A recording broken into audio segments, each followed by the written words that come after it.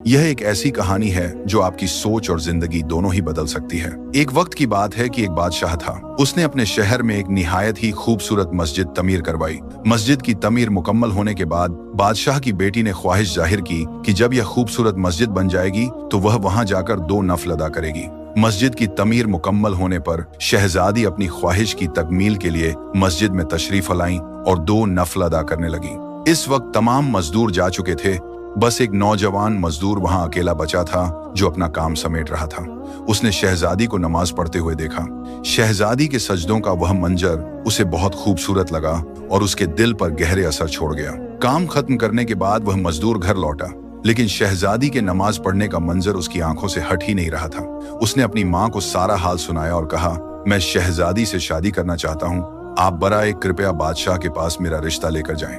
माँ ने बेटे को बहुत समझाया कि हम एक आम मजदूर हैं और वह बादशाह की बेटी, हमारा कोई मिल नहीं। लेकिन इस नौजवान पर जैसे जुनून सवार हो गया था। वह दिन रात इसी सोच में गिरकर रहता, न खाना खाता न काम करता। उसकी हालत दिन ब दिन बिगड़ती चली गई, यहाँ तक कि वह मरने के करीब हो गया।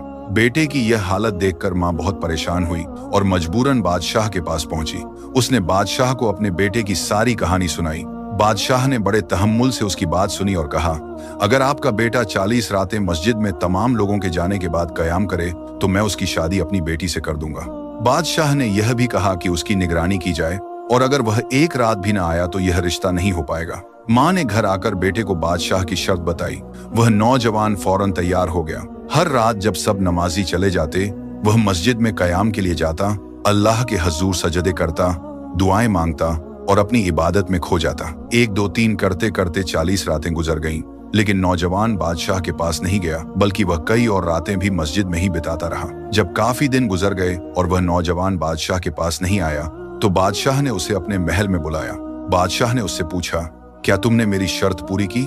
नौजवान मजदूर ने कहा, जी हजूर, मैंने आपकी शर्त पूरी की है। बादशाह ने खुश होकर कहा, मैं तुमसे बहुत खुश हूँ। मैं तुम्हारी शादी अपनी बेटी से करवाने के लिए तैयार हूँ। लेकिन यह सुनकर वह मजदूर मुस्कुराया और बोला, बादशाह सलामत, मैं अब इस रिश्ते के लिए तैयार नहीं।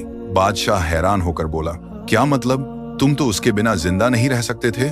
नौजवान ने बड़े सुकून से कहा, हजूर, आपने मुझ पर बहुत बड़ा एहसान किया है। जब आपने मुझे 40 रातें मस्जिद में कयाम करने का हुक्म दिया तो मेरा मकसद कुछ और था, लेकिन इन रातों में सजदों के दौरान मुझे जो सुकून मिला उसका मुकाबला दुनिया की किसी भी चीज से नहीं किया जा सकता। मुझे समझ आ गया कि मेरी मोहब्बत आपकी बेटी से नहीं बल्कि उस मंजर से थी जहां वह अपने रब के हजूर सजदा कर रही थी, और अब जो मुझे मिल गया है वह सबसे बढ़कर है। यह कहकर वह नौजवान सुकून और इत्मीनान के साथ वापस चला गया।